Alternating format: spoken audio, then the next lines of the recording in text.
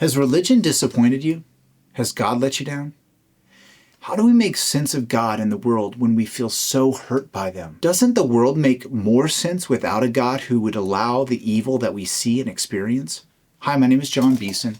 Welcome to the Beehive. Friedrich Nietzsche, a prophet ahead of his time, saw the allure of the modern rejection of God, but he also recognized the serious consequences of such a conclusion. If Soren Kierkegaard demanded that the Christian take a leap of faith toward God, Nietzsche demanded that the atheist take a leap of faith into the abyss. Faith is required of both the Christian and the atheist. The resulting consequences of these faiths are not insignificant. For the Christian to believe that there is one God who sent his son Jesus to take on flesh and to die for the sins of the world, it requires faith in this God. There is salvation in none other, we are told. The Christian must trust in a God who would create this world and allow the brokenness in it that we experience. But the atheist must also have faith. Nietzsche wrestled with the realities of what it meant to reject God. The atheist must dispense with a universal ethic when we unchain the earth from its sun. If we have eliminated God, must we ourselves not become gods? Nietzsche asks. In other words, if there is a God, then that God naturally bears the responsibility of determining right and wrong. To reject God is to dispense with morality and carry the psychological and spiritual weight of determining for oneself right and wrong. Have you dispensed with God in your life? Perhaps your atheism isn't full-throated, but functional. You haven't eliminated the possibility of God, but you live a life in a way that is shielded from God. Have you considered the implications of your choice? You aren't merely protecting yourself from God. You are exposing yourself to a reality without God. On what basis will you determine right and wrong? What are the cosmic consequences for your soul, for humanity? Do you have the faith to provide these answers confidently? Heed the warning of Nietzsche's Madman. Have you not heard of that madman who lit a lantern in the bright morning hours, ran to the marketplace and cried incessantly, "I seek God, I seek God," as many of those who did not believe in God were standing around just then? He provoked much laughter. "Has he got lost?" asked one. "Did he lose his way like a child?" asked another. "Or is he hiding? Is he afraid of us? Has he gone on a voyage, emigrated?" Thus they yelled and laughed. The madman jumped into their midst and pierced them with his eyes. "Whither is God?" he cried. "I will tell you. We have killed him, you and I. All of us are his murderers. But how did we do this? How could we drink up the sea? Who gave us the sponge to wipe away the entire horizon? What were we doing when we unchained this earth from its sun? Whither is it moving now? Whither are we moving? Away from all suns?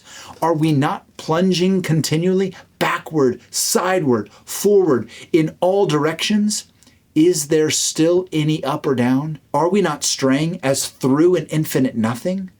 Do we not feel the breath of empty space? Has it not become colder? Is not night continually closing in on us? Do we not need to light lanterns in the morning? Do we hear nothing as yet of the noise of the grave diggers who are burying God? Do we smell nothing as yet of the divine decomposition? Gods too decompose. God is dead. God remains dead, and we have killed him. How shall we comfort ourselves? The murderers of all murders. What was the holiest and mightiest of all that the world has yet owned has bled to death under our knives. Who will wipe this blood off us? What water is there for us to clean ourselves? What festivals of atonement, what sacred games shall we have to invent? Is not the greatness of this deed too great for us? Must we ourselves not become gods simply to appear worthy of it? There has never been a greater deed, and whoever is born after us, for the sake of this deed, he will become a higher history than all history hitherto.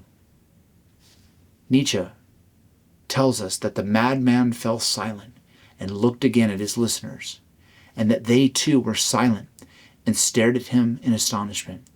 At last he threw his lantern on the ground, and it broke into pieces and went out. "I have come too early," he said. "My time is not yet." This tremendous event is still on its way, still wandering. It has not yet reached the ears of men. Lightning and thunder require time. The lightning of the stars requires time. Deeds, though done, still require time to be seen and heard. This deed is still more distant from them than the most distant stars, and yet they have done it themselves. Faith in God is difficult. I empathize with your hurts. Be a Christian is to wrestle with God. There are no pat answers for your suffering. There's no trite bumper stickers to slap on your hurt. And worshiping God comes with a high cost. Christians might lose our lives to find life. We are to crucify our flesh. Faith in God is costly, but there is also a cost in believing that the universe is godless, or that if God exists, he is comfortable with our agnosticism. Are you willing to bear the consequences of such a belief? Are you willing to live with the ethical repercussions, the reduction of the universe to mere matter, the dissolution of the intangible, soul, beauty, and goodness? You're not the boss of me, a defiant kid yells to his friend on the playground, and he's right. His friend isn't his authority. But when the teacher shows up, his cry rings hollow. She is the boss of him. I'm not the boss of you. Religion isn't the boss of you. But if God exists, there is a reality that he has authority over us. What will we do with this reality? Friedrich and I invite you, struggling friend, to consider the cost of your atheism.